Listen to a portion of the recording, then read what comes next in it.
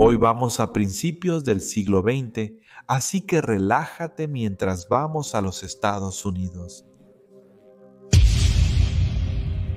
Louise Pitt nació como Louise Presler en Bienville, Luisiana, el 20 de septiembre de 1880. Su padre trabajaba como impresor, trabajando largas horas para proveer a su familia, mientras que su madre se quedaba en casa, criando a las 3 hijas de la pareja. Louise era la hija del medio, y en sus primeros años de adolescencia a menudo se portaba mal y ganó una reputación de ser una adolescente rebelde. Así que cuando tenía 15 años, su padre la envió a un internado. Sin embargo, a Louise le resultó difícil lidiar con las estrictas reglas de la escuela y pronto comenzó a meterse en problemas. Cuando 3 de sus compañeras de clase descubrieron que algunas de sus joyas habían desaparecido, lo reportaron al director y después de una breve investigación, los artículos perdidos se encontraron en la habitación de Louise. Fue expulsada de la escuela y regresó a Luisiana. Pero a su regreso, le resultó difícil volver a establecerse en casa y siempre salía. A menudo se quedaba fuera toda la noche. Conoció a Russell Anthony, un hombre 9 años mayor que ella. Poco después de su primer encuentro, Louise y Russell se casaron y se fueron a vivir a Dallas. Desafortunadamente, Russell realmente no conocía a su joven novia y Louise pronto comenzó a robar en tiendas. También veía a otros hombres cuando él trabajaba. Pronto se dio cuenta de que el matrimonio había sido un error, por lo que la pareja se divorció y Louise volvió una vez más a Bienville. En 1903 conoció a Henry Bosley. Trabajaba como vendedor y pasaba mucho de su tiempo viajando. Unos días después, Henry y Louise fueron a Nueva Orleans y se casaron. No se sabía por qué quería casarse tan rápidamente de nuevo. Es posible que pensara que casarse con Henry mejoraría sus circunstancias, pero su vida con su nuevo esposo se volvió algo nómada. Viajó con él y vivió la mayor parte del tiempo en pensiones y habitaciones de hotel en mal estado. Siendo vendedor, Henry trabajaba por comisión y sus ingresos variaban de semana a semana, por lo que le resultaba difícil establecerse en un solo lugar y dar a su mujer los lujos que ansiaba. Mientras estaban en Tulsa, los huéspedes del lugar donde se hospedaba la pareja reportaron la desaparición de joyas de sus cuartos. El dueño de la casa de huéspedes realizó una rápida búsqueda en las instalaciones y los artículos pronto fueron descubiertos en la habitación ocupada por Louise y Henry. Henry se disculpó y utilizó toda su diplomacia y encanto para desactivar la situación, pero se les indicó a la pareja que abandonaran su alojamiento y se dirigieran a Waco, en Texas. No pasó mucho tiempo para que Louise volviera a meterse en problemas cuando intentó robar en una joyería local. Esta vez la policía fue llamada y Louise fue arrestada. Fue puesta frente a un juez donde ganó simpatía debido a su respetuoso comportamiento y su llorosa disculpa, y el juez le impuso una sentencia suspendida. La pareja continuó yendo de pueblo en pueblo, pero Henry sabía que esta no era la vida que su esposa quería.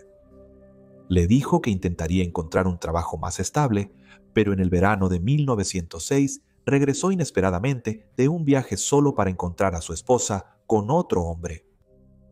Se informó que Henry estaba devastado y 2 días después fue encontrado muerto en un hotel cerca de Waco con una pistola de calibre 32 en su mano. Se determinó que la muerte fue un suicidio. Luego, Louise vendió tranquilamente las pertenencias de su esposo, se mudó a Boston y comenzó a trabajar como acompañante. Ella salía con hombres mayores adinerados y aprovechaba al máximo a sus esposas ausentes robando sus joyas. Luego, se quedaba con los artículos que le gustaban y vendía los que no. Logró quedarse en Boston durante un año, pero cuando uno de sus clientes descubrió lo que estaba haciendo, se fue rápidamente y regresó a Texas. No era de las que se quedaban solas por mucho tiempo. Conoció a un hombre llamado Joe Apple. Era una persona segura y atrevida que daba la impresión de ser muy rico. Vestía ropa elegante y anillos de diamantes, y Louise se sintió atraída inmediatamente por su abundancia de joyas. Empezaron a salir, pero solo una semana después de haberse conocido, encontraron a Joe muerto. Lo dispararon y le robaron todas sus joyas. Esta vez arrestaron a Luis. Cuando apareció en la corte, le dijo al juez que efectivamente había disparado a la víctima, pero fue en defensa propia, ya que él había sido violento y abusivo con ella. No solo fue absuelta del delito, sino que también fue aplaudida por el jurado. Luego conoció a un gerente de hotel llamado Harry Farud. Ahora era 1913 y todos consideraban a Harry como un hombre respetable y trabajador. Sin embargo, cuando las joyas y otros objetos de valor comenzaron a desaparecer del hotel, la policía sospechó que él podría ser el responsable. Otros miembros del personal también lo sospechaban, por lo que, con su reputación arruinada, la policía no tuvo problema en declarar su muerte como un suicidio cuando fue encontrado muerto en su habitación con un revólver a su lado. En 1914, Luis vivía en Denver, donde conoció a un exitoso empresario llamado Richard Pitt. La pareja se casó pronto y en 1916 Luis dio a luz a una hija a la que la pareja llamó Betty. Su matrimonio tuvo altibajos, pero el negocio de Richard prosperó, así que Luis estaba relativamente contenta. Muchos creían que, a sus 36 años, Luis se había asentado y dejado su pasado atrás. Pero este no era el caso. En 1920, la economía de los Estados Unidos entró en una aguda recesión deflacionaria. Esto resultó en un momento muy difícil para Richard y su negocio. Así que con su matrimonio, lejos de ser perfecto, y con los estándares de vida de Luis reducidos, decidió dejar a su esposo e ir a California. Llegó a Los Ángeles y se puso a buscar trabajo. Ahora tenía 40 años y, mientras revisaba los anuncios de empleo en el periódico, encontró uno que buscaba una ama de llaves para una casa muy grande en las calles del sur de Catalina. El dueño era un viudo en sus 40 años llamado Jacob Denton. Había ganado mucho dinero en la industria minera, pero había sufrido la doble tragedia de perder a su esposa e hija debido a la influenza unos meses antes. Jacob le ofreció un puesto a Luis y al día siguiente ella y su hija se mudaron. Para Luis era obvio que Jacob era rico debido a su gran casa, pero estaba ansiosa por saber exactamente cuán rico era. Así que cuando tuvo la oportunidad, registró la habitación que él usaba como oficina y miró todos sus papeles privados. Pronto descubrió que Jacob Denton era realmente muy rico. Encontró libros de banco y mucha joyería, gran parte de la cual contenía diamantes. Con el paso del tiempo, Jacob le pedía a Luis que lo acompañara a funciones sociales, y para muchos parecía que eran una pareja. Así que Luis envió a su hija de regreso a Denver para vivir con Richard, mientras ella intentaba acercarse más a Jacob. A finales de mayo de 1920, Jacob le pidió a su sobrina, llamada señora Ailmans, que realizara un inventario de todo en su casa.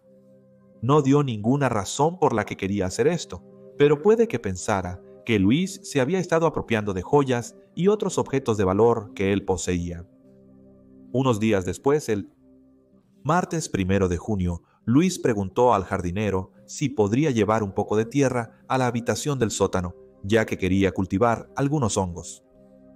El jardinero cumplió con gusto la solicitud, pero notó que no veía a Jacob. Y en los días y semanas siguientes, muchas personas notaron que Jacob no se veía por ningún lado. Un vendedor de autos llamó a la casa, pero Luis le dijo que Jacob había tenido una infección en su brazo y que había empeorado. Le dijo que había tenido que amputarle el brazo. Le contaría a diferentes personas diferentes historias sobre su paradero, diciendo a algunos que estaba en Portland, a otros que estaba en San Francisco. También fue al banco de Jacob e intentó sin éxito acceder a su caja de seguridad. Luego intentó cobrar un cheque, pero como la firma no coincidía, la transacción fue rechazada. Cuando el funcionario del banco preguntó dónde estaba Jacob Denton, Luis respondió que se había ido con una dama española. La pregunta sobre su paradero continuó circulando, y Luis contaba historias sobre cómo le habían amputado el brazo y a veces también la pierna, pero todas terminaban con Luis diciéndole a quien preguntaba que Jacob se había ido para aceptar su amputación. Finalmente, la hija de Jacob de su primer matrimonio escribió a su prima, la señorita Almond, ya que su asignación mensual no había llegado. La señorita Almond fue a la casa, pero Luis le dijo que Jacob estaba fuera. Luis ahora se sentía un poco preocupada de que recibiera tantas preguntas sobre Jacob, así que le dijo a sus vecinos que regresaría a Denver para intentar reconciliarse con su esposo. Mientras tanto, la hija de Jacob le contó a su madre, que era la primera esposa de Jacob, sobre la falta de pago de la pensión alimenticia y no estaba muy satisfecha con la respuesta que Luis había dado a la señora Almond. Contrató a un abogado llamado Rush Blogger para localizarlo. Ahora era septiembre de 1920 y el abogado estaba muy preocupado por el bienestar de Jacob. Contactó a la policía y les pidió que registraran la casa en la calle South Catalinas. Pronto se encontraron con el sótano cerrado y debajo de un montón de tierra que supuestamente se había utilizado para cultivar hongos, descubrieron el cuerpo en descomposición de Jacob Denton. Había muerto de un disparo en la espalda. La policía contactó a sus homólogos en Denver y Louise Pitt fue arrestada. Louise fue trasladada de vuelta a Los Ángeles y llevada a la estación de policía de Glen Ranch. Negó cualquier conocimiento del asesinato de Jacob y negó haber robado sus posesiones. Culpó a la misteriosa dama española y se mantuvo firme en su historia.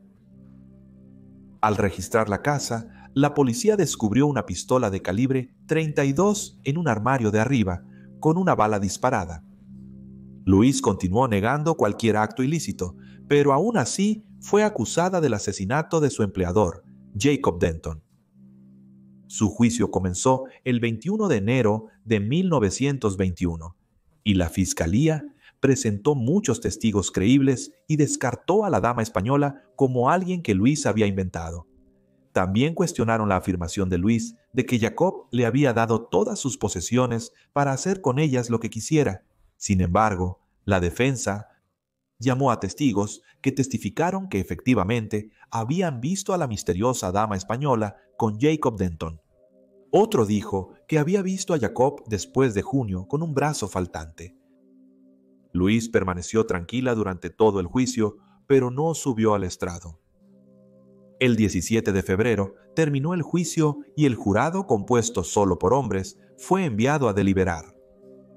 Regresaron 4 horas después con su veredicto y encontraron a la acusada, Louise Pitt, culpable de asesinato, y el juez la condenó a cadena perpetua. Su esposo Richard le escribía regularmente, pero en 1924, con el corazón roto y una reputación arruinada, se suicidó.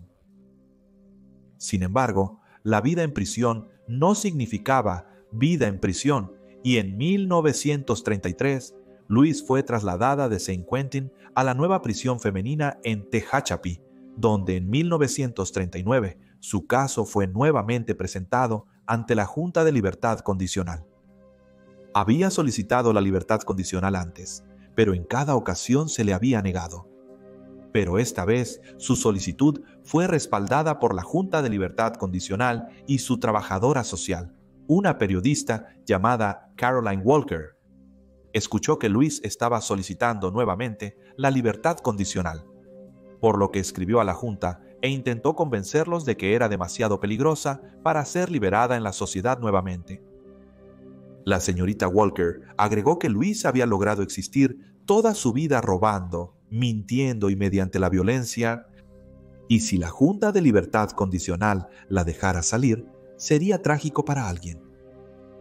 Emily Latán, quien era miembro de la Junta de Libertad Condicional, desestimó sus preocupaciones y le dijo a sus colegas que la señorita Walker necesita creer que la prisión puede reformar a una persona.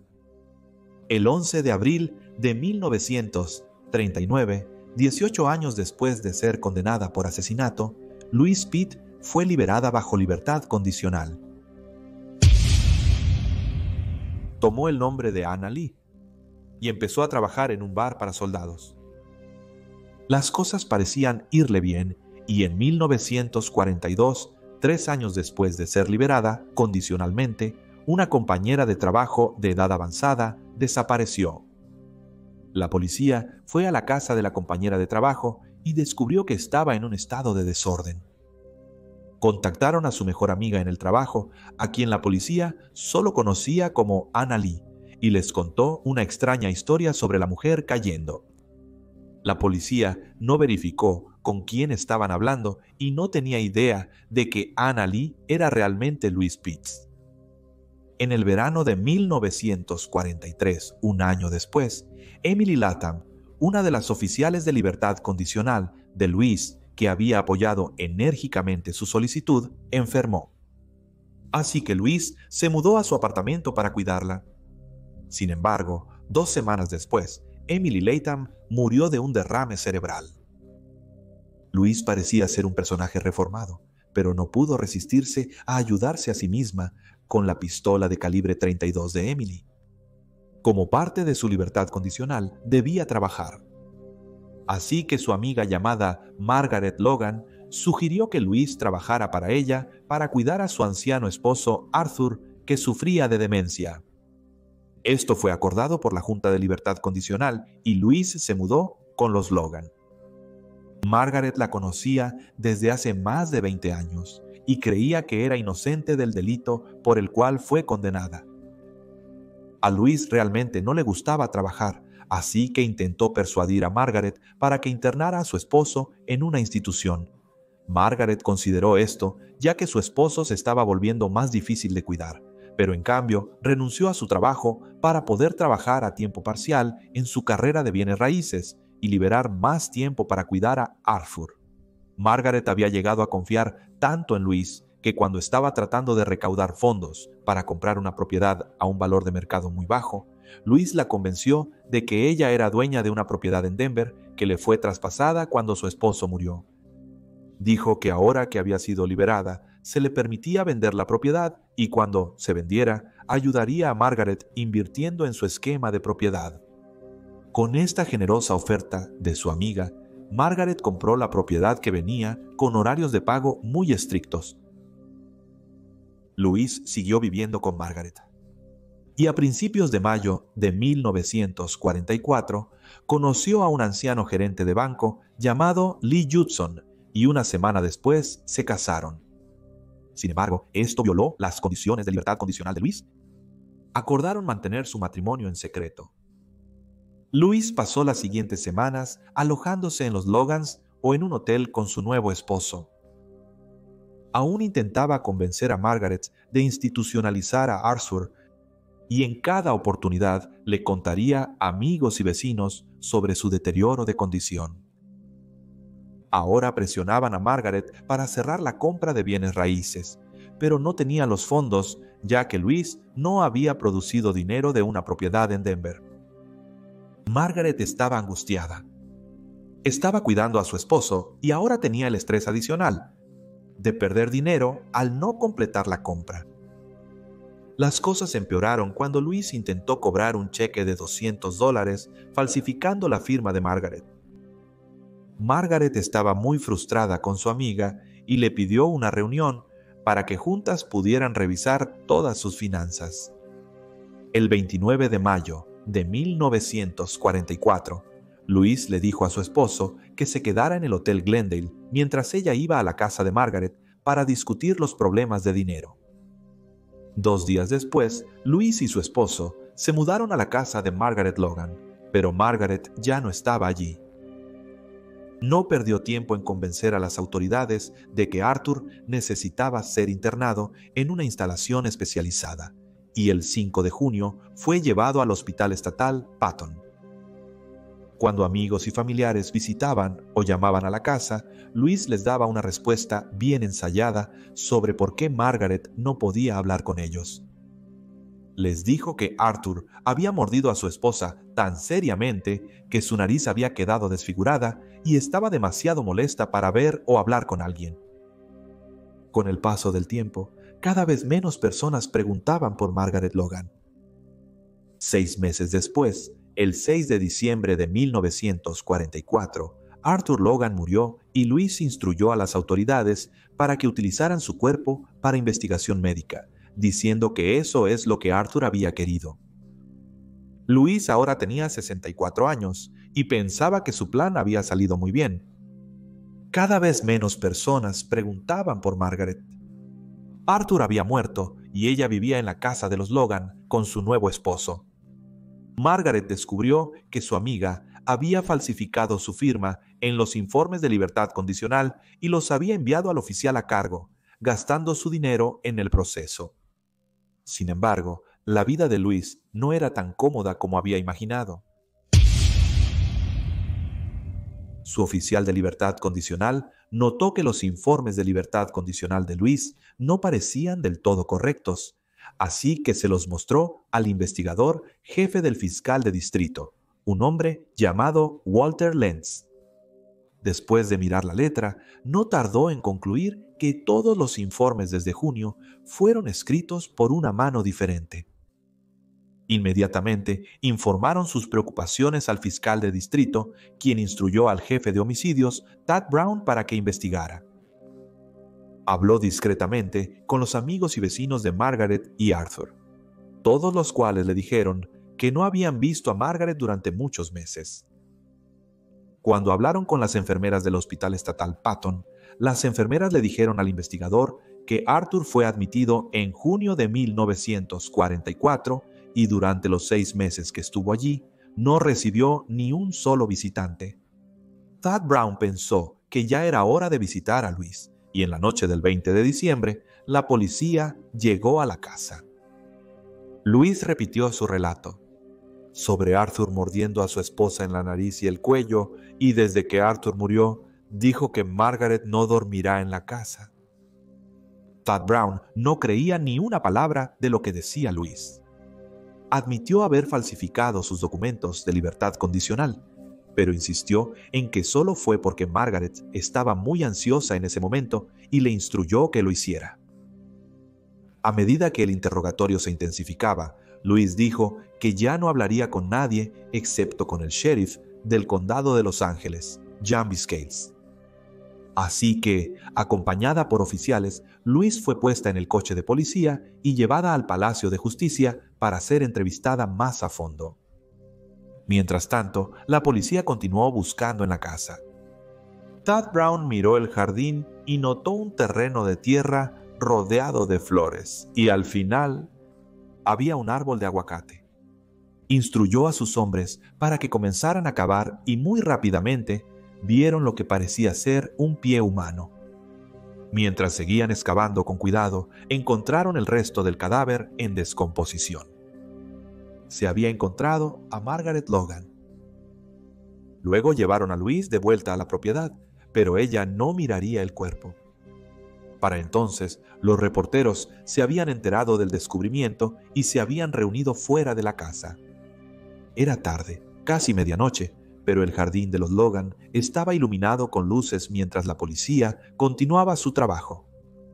Louise continuó siendo interrogada por el sheriff Biscalis y finalmente hizo una declaración. Admitió haber enterrado el cuerpo de la señora Logan, pero negó haberla asesinado. Dijo que Arthur Logan había golpeado a su esposa y luego la había disparado.